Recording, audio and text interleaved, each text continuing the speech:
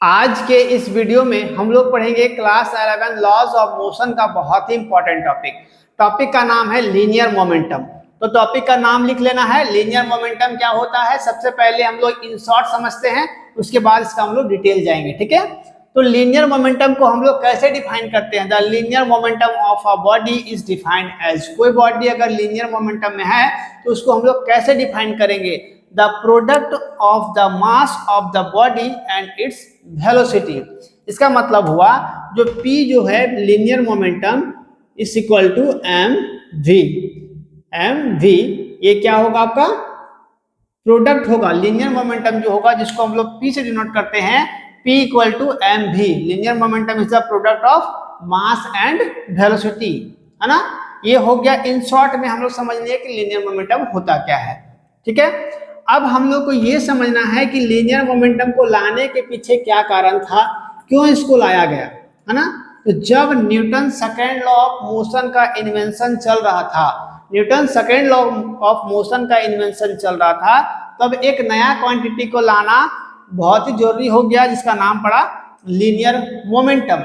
अभी हम Newton second law of motion के बारे में ज़्यादा डिटेल नहीं जाते हैं, क्योंकि इसके बाद जो अगला टॉपिक हम लोग पढ़ेंगे वो Newton second law of motion पर ही है, sorry Newton law of motion में है, जिसमें हम लोग को 3 लॉस के बारे में पढ़ना है। तो बेसिकली ये समझना है कि Newton second law of motion का जब इन्वेंशन हो रहा था तब हम लोगों को लीनियर मोमेंटम को लाना बहुत ही जरूरी हो गया, नया क्वांटिटी का एक इन्वेंशन करना जरूरी हो गया। तो क्यों जरूरी हो गया, चलिए इसको हम लोग समझते हैं, है ना। तो यहाँ पर एक बड़ा सा स्टोन है, बड़ा सा पत्थर है या फिर गाड़ी है जो आगे की ओर लीनियर मोमेंटम कर रहा है, मतलब आगे की ओर बढ़ रहा है ना। जैसे कि यहाँ पर एक पत्थर है जो एक आगे की ओर बढ़ रहा है, यहाँ से एक आदमी है जो आगे की ओर दौड़ता हुआ आ रहा है ना। तो क्या होगा जब ये आदमी जो है इस पत्थर की ओर आ रहा है और ये पत्थर जो होगा उस आदमी की ओर जा रहा है, तो क्या होगा, दोनों के बीच में बहुत ही तेज टक्कर होगा, जिससे इस आदमी की शायद जान भी जा सकती है ना। अब सेम केस हम लोग क्या करते हैं कि यहाँ पर इसका मास सेम है, दोनों का मास सेम है, लेकिन ये रेस्ट पर है। ये क्या है? रेस्ट पर है। ये क्या है? आपका मोशन में है। ये आपका मोशन में है और ये रेस्ट में है। तो जब ये रेस्ट में है और आदमी यहाँ से क्या है, आपका मोशन में है, मतलब आराम से चलते चलते धीरे धीरे इस पत्थर की ओर आ रहा है, तो कुछ समय के बाद इस पत्थर से टकराएगा।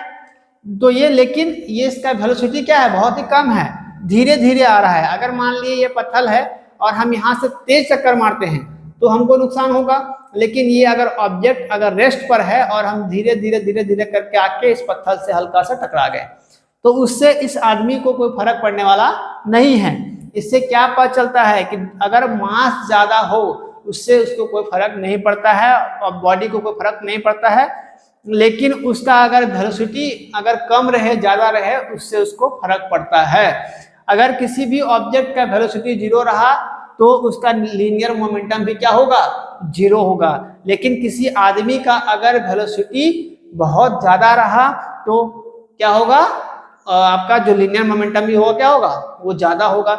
इसका मतलब क्या है कि जब दोनों का वेलोसिटी अगर ज्यादा है, दोनों के बीच में जोरदार टक्कर होगा। जैसे कि हम लोग गाड़ी में जाते हैं, है ना, कोई कार अगर है, कोई कार तेजी से आ रहा है और यहाँ से बाइक वाला भी तेजी से आता है, जो अक्सर देखने को मिलता है कि अभी लगभग आपको हर रोज एक एक्सीडेंट का आपको खबर या फिर न्यूज देखने को मिल जाता है ना।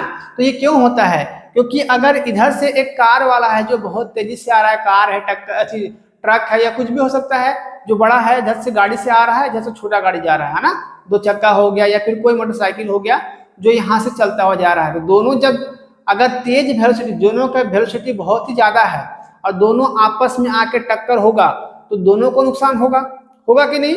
लेकिन अगर कोई कार आराम से खड़ा है, रेस्ट में खड़ा है, और एक बाइक वाला अगर धीरे धीरे धीरे करके आकर के इस कार को टक्कर या थोड़ा सा टच करता है, तो उस कार वाले को कोई फर्क नहीं पड़ेगा और बाइक वाले को भी कोई फर्क नहीं पड़ेगा। इससे क्या समझ में आता है कि अगर वेलोसिटी ज्यादा है तो लीनियर मोमेंटम में भी फर्क पड़ेगा, है ना। उस मास से उसको ज्यादा फर्क पड़ने वाला नहीं है। लेकिन अगर बॉडी रेस्ट में है तो क्या होगा कि दूसरा ऑब्जेक्ट को भी क्या होगा, उसको अगर कोई भी ऑब्जेक्ट रेस्ट पर है तो उसके वेलोसिटी अगर 0 है तो लीनियर मोमेंटम में क्या होगा आपका 0 होगा, है ना।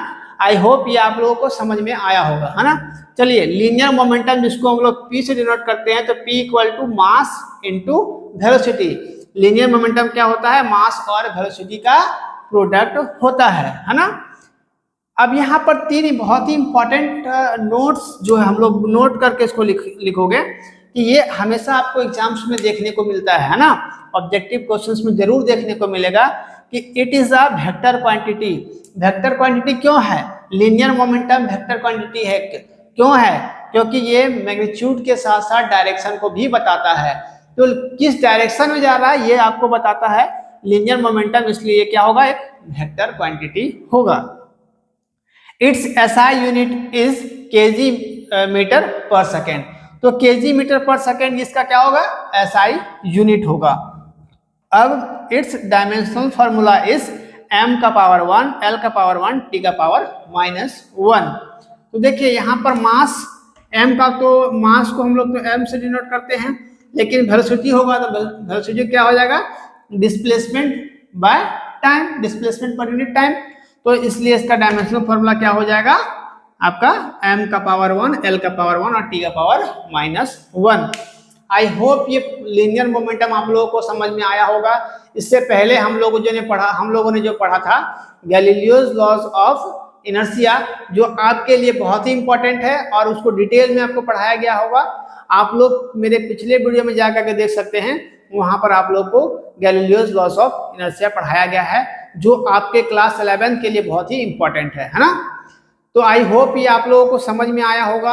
अब इस तरह का वीडियोस मेरे चैनल पर और भी रेगुलर अपलोड होते रहते हैं और कंटिन्यू होता रहेगा, इसलिए चैनल को सब्सक्राइब कर लेना है और शेयर करना है, ताकि जो और भी बच्चे होंगे वो मेरे साथ जुड़ सकेंगे और अच्छे से फिजिक्स पढ़ सकेंगे। मिलते हैं अगले वीडियो में, तब तक थैंक यू, टेक केयर, जय हिंद।